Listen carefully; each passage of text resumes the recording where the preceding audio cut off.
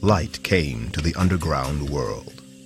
Certainly, Missouri cave resources have been utilized from the very beginning at time when man entered Missouri, and they continue to be used to this very day.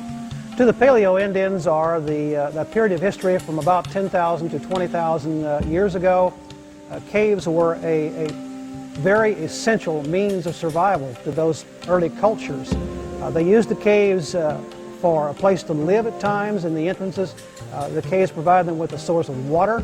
The caves were good to protection against the cold of winter and the heat of summer. They used the resources in the cave, the clay for pottery, the flint for their weapons and tools.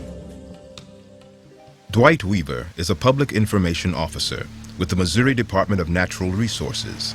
He is also an avid caver. His interest in both caves and their history makes him the state's premier cave historian, and Missouri's underground heritage is a rich field of study. It's that mystique of wanting to find out what's around the next corner, and the fact that caves are totally dark, and that provides a great deal of mystery.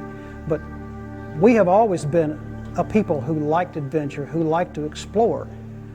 People came west because they were attracted to the resources in these areas. In the 1700s, settlers from the east began to enter the state of Missouri. Like the Native Americans before them, they used caves for shelter and protection, but they found another resource in caves necessary for survival, one of the ingredients in gunpowder.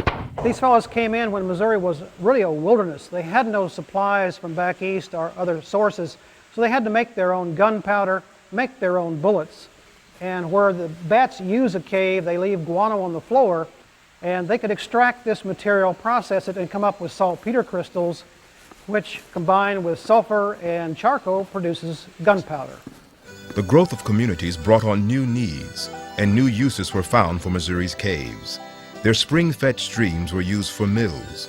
The cool temperature was used as cold storage. In St. Louis, caves were used as ice houses and as breweries.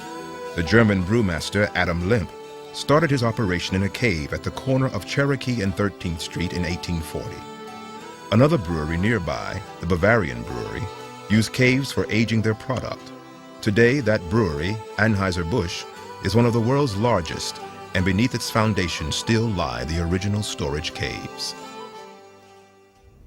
The turmoil of the Civil War brought violence and chaos to the state, and Missouri's caves were no exception. With their stores of saltpeter for gunpowder, caves were a valuable commodity, eagerly sought by both sides in the conflict. Quantrill's irregulars were said to have destroyed gunpowder mills in Merrimack Caverns, giving rise to the rumor that Jesse James, one of Quantrill's men, later used the cave as a hideout. In an era of bandits and bushwhackers, the darkness may have taken on a new significance.